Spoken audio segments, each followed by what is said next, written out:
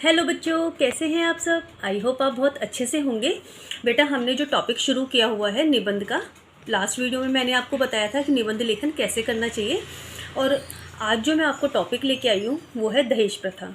ये एक बहुत ही गंभीर समस्या है आज के समय को देखते हुए, और ये एक इम्पॉर्टेंट टॉपिक है जो कि अक्सर एग्ज़ाम्स में आता ही आता है। और इस पर आपको अच्छे से अपने विचार प्रस्तुत करने चाहिए, अपने विचार रखने चाहिए। ठीक है, तो आज मैंने छोटी सी कोशिश की है आपकी हेल्प करने के लिए कि आप जो है अच्छे नंबर ला सकें। इस तरह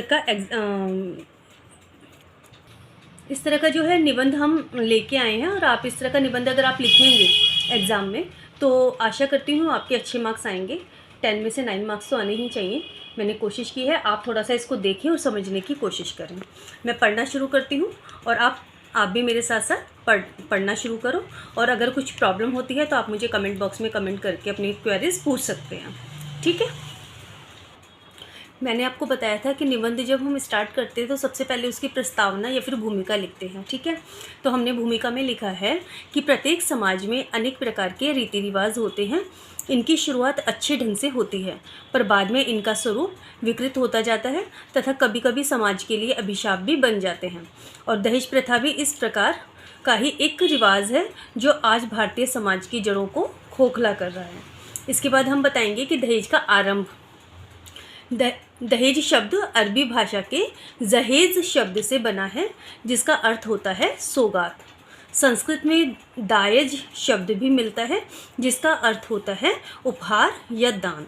दहेज प्रथा का आरंभ अत्यंत सात्विक भाव से हुआ था। विवाह के समय पिता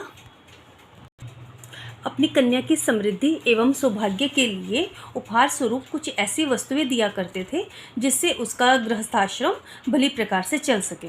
विवाह के समय अपनी बेटी को खाली हाथ भेजना अच्छा नहीं माना जाता था। अब हमने एक छोटा सा स्लोगन लिख दिया, पाप से करो परहेज, मत मांगो शादी में दहेज।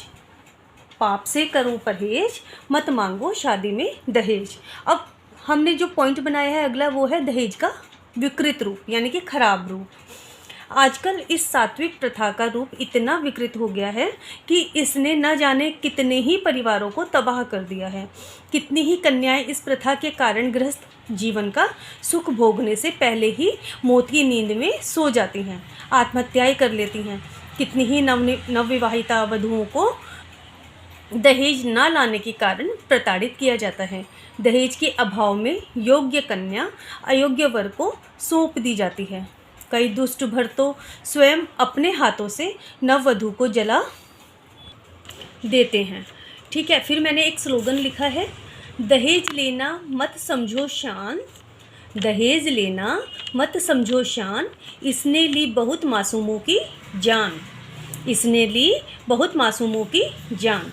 अब इसके बाद दहेज प्रथा के दुष्परिणाम, कि दहेज प्रथा के दुष्परिणाम क्या हो सकते हैं, क्या हैं, उस पर नज़र डालते हैं।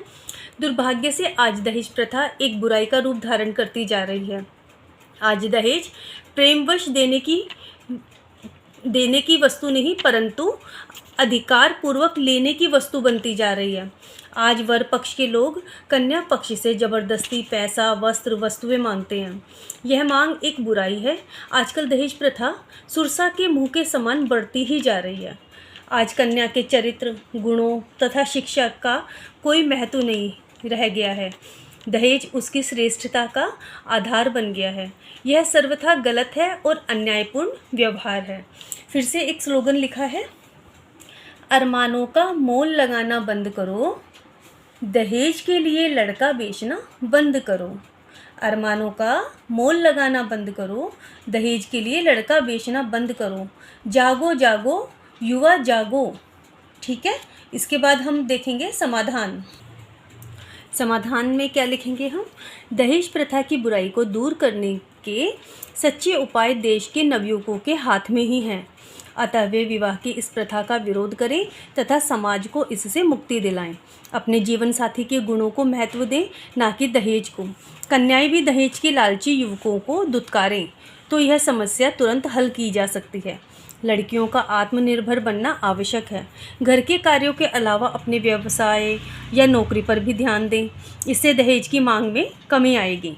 यद्यपि दहेज प्रथा को रोकने के लिए कानून बनाया गया है, जिसके अनुसार दहेज लेना तथा दहेज देना दोनों ही अपराध हैं, परंतु कानून में उनकी कमियों के कारण दहेज प्रथा पर अंकुश नहीं लग पाया है।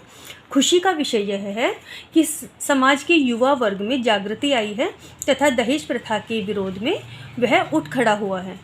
फिर एक छोटा सा स्लोगन लिखा है, दहेज के हैं कई नुकसान, दुल्हा दुल्हन एक समान।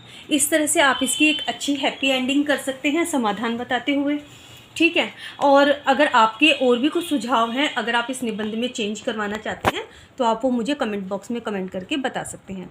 ये एक मेरा छोटा सा प्रयास था कि मैं अपने बच्चों को जो है अच्छे से बता सकूं कि आप इस तरह से अगर आप करके आएंगे निबंध तो आपको मार्क्स अच्छे आने की पूरी उम्मीद है और आएंगे ही आएंगे, ठीक है। अगर आपको मेरी ये PDF में आपको जो है नोट्स है वो लिंक डिस्क्रिप्शन में पूरे नोट्स आपको मिल जाएंगे, ठीक है। इसकी कोई प्रॉब्लम नहीं है। और अगर आपको मेरा ये निबंध अच्छा लगा तो आप प्लीज़ इसको लाइक और शेयर ज़रूर करना, क्योंकि आपके छोटे छोटे से प्रयासों से हमें एक उत्साह मिलता है आपके साथ जुड़ने का। आज के लिए इतना ही बेटा। नेक्स्ट वीडियो में मैं फिर से किसी अच्छे टॉपिक पे आपके लिए नया निबंध लेके आऊँगी। आज के लिए इतना ही। Bye bye.